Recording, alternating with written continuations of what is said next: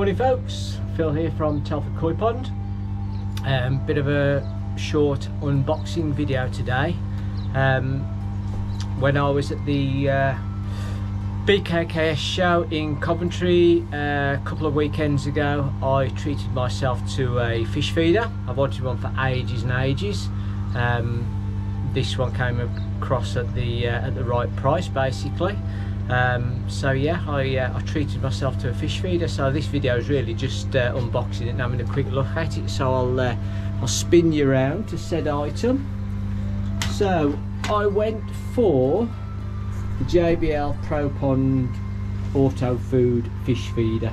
So loads of people have got this. Obviously there's a ton of others on the market, but looking at the specs and everything, this sort of seemed to give me what I needed. The only thing I would say is if you're buying one of these, probably doesn't apply to anybody else, just me. But I don't know if you can tell from the from here, but it's a rather large box. So I bought this from the show, and we'd just gone in our little Fiat 500R bath, which has got it's a bit of a sort of a kiddie racer really, but it's tiny and it's got bucket seats and blah blah blah. Anyway, bought this, took it back to the car, pulled the front seat forward, and couldn't actually get it in the back of the car, couldn't get it in the boot because we'd packed up the boot ready for we were going straight from the show down to a short break in Cornwall.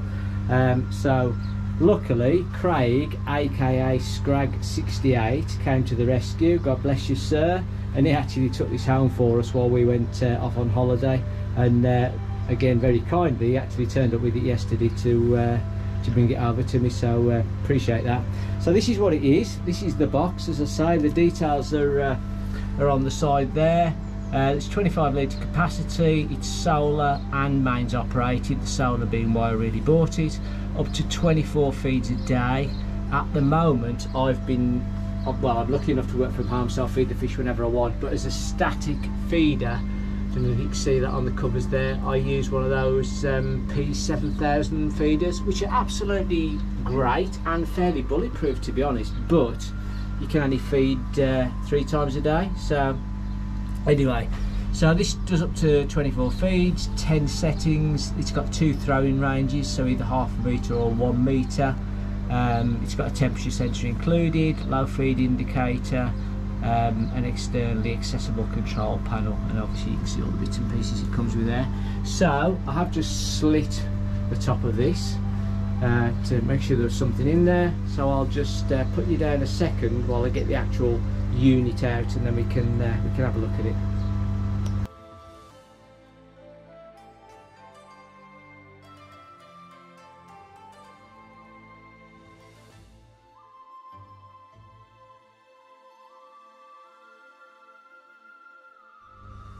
So very well packaged inside. There's one of these egg crate things top and bottom, keeping it off the floor and away from the side, so well packaged. Comes in a great big bag, so we'll try and do it one-handed. There we go. So it's in a great big clear bin bag. The unit itself is fairly large, to be honest. I didn't know whether I quite expected it to be that big, but it is what it is. You've got the instructions on the top, and then there we go. We've got that's the inside, and the fittings. So the power plug and the temperature sensor are in this this compartment here. So I'll take those out and we can have a look at those separately. Put the top back on. So there's the power cord, and it's one of these I don't know what you call those, like a foreign plug type thing. So yeah, you will need a plug adapter. I don't know whether these normally come with them, but the guys at the show, big shout out to them, they gave me one of these plug adapters, so obviously that just fits into the back of there. More fingers and thumbs, can't do it one-handed, excuse me. Here we go. So that just clips into the back of there, and then you've got your UK plug. The temperature sensor, so again in that little compartment we've got this temperature sensor. So that's There's your temperature sensor, so that goes into the pool. That's quite long, I don't know how long that lead is, but I will tell you in a minute. That goes into the pond, and obviously it gives you the temperature in your pond whenever you've got it set up. So I will just get it out of this bag, and then we'll have a proper look at it.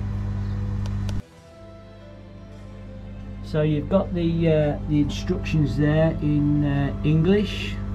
It's given you the complete parts list of what's what, and it tells you in very simple terms how to program it, and how to manual feed it, and the lower sensors and the throwing ranges and bits and pieces. So everything you could want is there. I've just had a quick squeeze, and all these numbers down here for the parts relate to the other side, where you've got you know, fairly big pictures with all the numbers on, so you can reference the back, and it tells you what to do. The only thing I would say when people make these instructions and do instructions like this, my pet hate is instructions that are far too small, that you need a magnifying glass to read, which isn't the case in this case.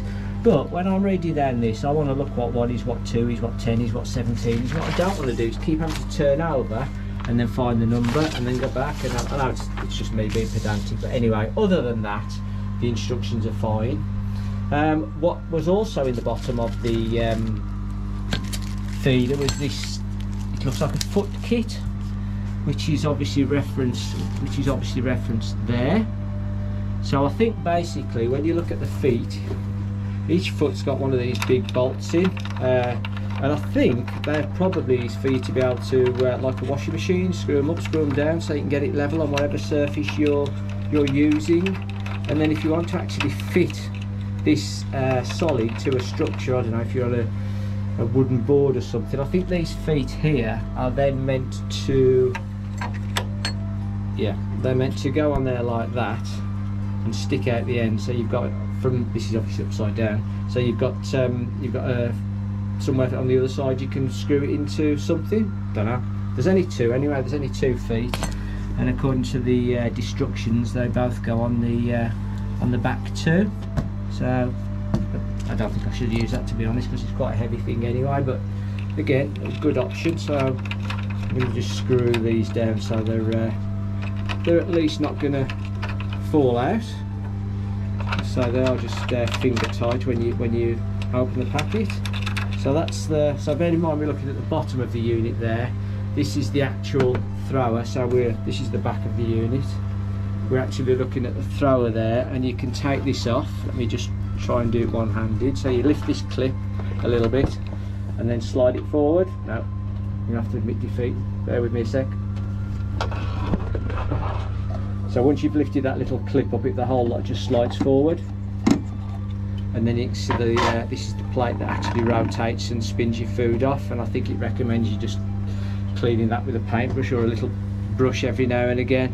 And then this should, lighting's a bit crap in here, there you go, just pushes straight back into place, and that's secure now. So yeah, simple. I'll turn it up the right way and we'll have a proper look at the inside and how it actually works on the display panel. So in case I haven't mentioned it already, it's exclusively koi that I got this feeder from. So when we went to the show on the Saturday, they had a wall full of them. I don't know how many they'd taken with them, 20, 25 units, but there was just a wall of these feeders. And then we went back Sunday morning. I think there are about 4 or 5 left. That's all they were, because the price was so fantastic. People have been snapping them up. So good job I went as early as I did. So I'm sure there wouldn't be many left after a couple of hours. Anyway, I'm waffling, but there you go. So to open the unit up, it's the bottom thing, and it's sort of like feels like a bit of a ratchet system on the back hinges. Yep, so that you can hold the lid up. That's the hopper. So I don't think there's a lot in there to see. This little unit here is the low food sensor. So I'm presuming as long as that's covered up, everything's hunky-dory, and then when you start getting low on food and that starts seeing daylight, I think it's, I don't know whether it's one or both of these lights on the top. I think it gives you that as your warning, basically. So it says it holds 25 litres. There's a heck of a lot of lot of room in there, so I'm not going to dispute that one. Looks very good. So the actual control panel is under this top flap. So what have you got? What would you expect to have? You've got your on-off button. The picture of the fish is for a manual feed. Apparently, if you there's a whole raft of I think there's 1 to 10 options in terms of how much you feed your fish. I think option 1 is, well, I think each increase is about 15 to 20 grams, so let's call it 20 grams because that's easier for my old head to do maths. So if you click it once, you get 20 grams thrown in. If you click it twice, you get 40 grams, 3 times 60 grams, that sort of thing, but we'll have a look at that in a minute. The volume is where you select your volume when you're programming, so again, whether you want 20 grams, 40 grams, 60 grams. Hour is to set the clock and set the feed in, minutes to set the clock and set the feed in, and set is to set whatever you've just set and then move it on to the next feed in. So let's turn it on.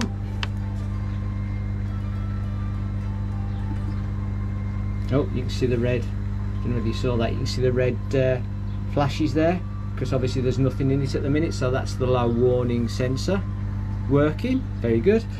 When you first turn this on, it's quite light bright, but obviously to save money afterwards, to save power, it goes off after a while. So to set the clock, very easy. You just literally click on set, and you can see that little light, so that little clock thing's flashing there, and it's a 24-hour clock. So in this case, just click to HR 13 times and minutes twice. Once you've done the clock, you can obviously start setting up your feeds.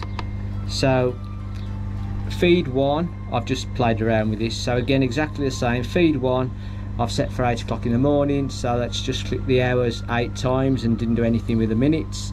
And then in terms of the volume, I just pressed it, oops, bear with me, we'll keep going off. So if you watch the volume now, it's only on 1 at the minute, and now it goes to 2, and then 3, and then 4, and then goes all the way up basically. And I think, as I say, each one of those is something like 15 to 20 grams. So I've just set it on number 1 at the minute. So that feed 1 is at 8 o'clock, 1 amount. Just press set, it goes to feed 2, which I've set at 10 o'clock. Feed 3, 12 o'clock. Feed 4, there's the drum going off. 2 o'clock, 4 o'clock, 6 o'clock, 8 o'clock is the last one I've done at the moment. So that's 7 feeds and they're all on number 1. So while I'm working at home, I just can't resist coming out and throwing stuff into the food into the pond. So I'm only feeding 140 grams, I think it works out to, something like that on here. And that's really is it. There's not a lot more. It's not more complicated than that. The switch here is whether you wanted to throw half a metre distance or whether you want to throw a metre distance, and I presume what that will actually do is just the disc that turns around spins around faster to throw it further. But anyway, that's it. And obviously the solar panel is on the top, so I'll just plug in the sensor and the power cord, and then we can have a look at that. I'll need both hands, so I'll come back to you in a sec. Right, so this is a bit of a Heath Robinson setup for testing purposes. I'm not taking the covers off the pond today, so I've just shoved it on top. I've filled, well, I haven't filled, I've put a couple of bags of food in there. Now this is Sakai Hikari floating, so it's very light basically. A lot of the videos I've watched have been putting sinking food in, which I would imagine is heavier. So I'm going to test it again now to see how much comes out with each increment. One thing you'll notice is because there's food in now, it's stopped flashing red, so the warning lights stop coming on. So the plan is, I'm going to do 1 manual feed, and when it throws it out down there, I'm going to catch it in a bag and then weigh it. Then I'll do 2, 3, 4, and that should give me an idea basically of how much food comes out. So I'll just get the bags on the end and then I'll spray some out. Right, so good old Asda food bag on the end there, do not blow away. Just so I'm catching everything that comes out, and then whatever comes out I'll put it on the scales. So all I'm going to do to start off with is just press volume 1 on the manual feed. So that's the disc spinning round, and then it'll drop some food. There we go.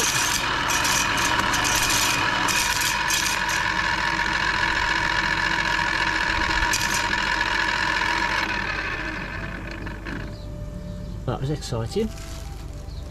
Hopefully I've caught all that. Can't see any floating, so it looks good.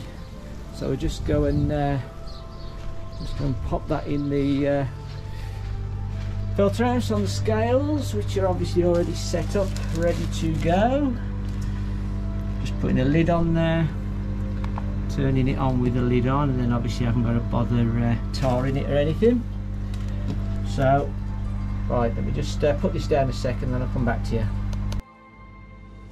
So there we go, with food level 1 using Sakai Hikari floating, that's 14.85 grams, which I'm going to call 15 for ease of reference. Now obviously if you're using different food, or particularly if you're using floating food, I would definitely do this exercise just to measure what gets thrown out, because otherwise you might be throwing a lot more into your pond than you think. So I'm going to do exactly the same now and just go up to 2 to see if that gets me to around about the 30 mark, and then I think I'll be happy with that. So I'll come back to you in a sec. So there we go, that's set on number 2, and hopefully you can see that says 29.89 grams. So again, that's sort of supporting the theory that each one of the increments is 15 grams. So just to be sure, I'm going to do 3 clicks, so I'll go up to the third volume level, and that should be around about 45 grams, and then I'll be happy with that. So there we go, 3 clicks on the volume button gets us to 45.24, so roughly each click, each increment is around about 15 grams. So that is about marvellous. So at least I've got a basis now to base my feeding on. I can work out what I'm feeding through the feeder, and then obviously that won't stop me throwing anything in every time I come out to the pond, but it might give me a bit more control over what's going in the water. So I'll just finish off what I'm doing now, and I'll snap back to you when it's actually up and running and all plugged in. Right, the time is 13:59 at the moment, and there's a feed going to go off at 2 o'clock. So I'm just going to record this for posterity. This will be the first proper feed. Don't know what the fish will make of it, or how far it'll throw, or whether the covers that I'm leaving on while I'm doing this test will bounce it all over the place and not into the pond. I don't see why it should, it'll all fall through the grills, but it will be interesting to see. Fish are already, look, they're all done. Now something's about to happen. Very nosy. Oh, here comes Biggie. Everybody's looking good.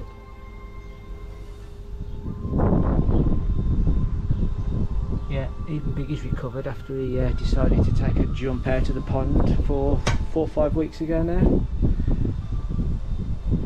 He was in a right state when I eventually got him back into the pond, but doesn't seem any worse for wear. So, well, that's saying 2 o'clock now, but I think it might do it at the end of the time. Here we go.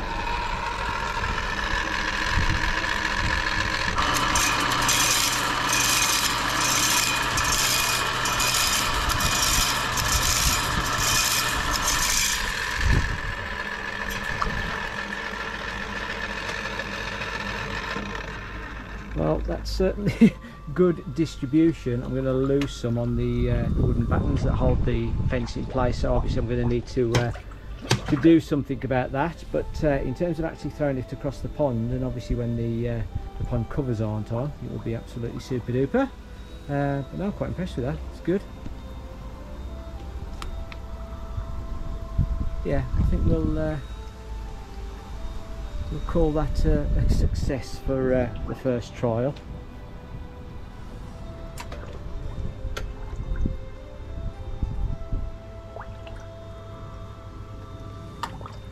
Well, happy days. I'll catch you later.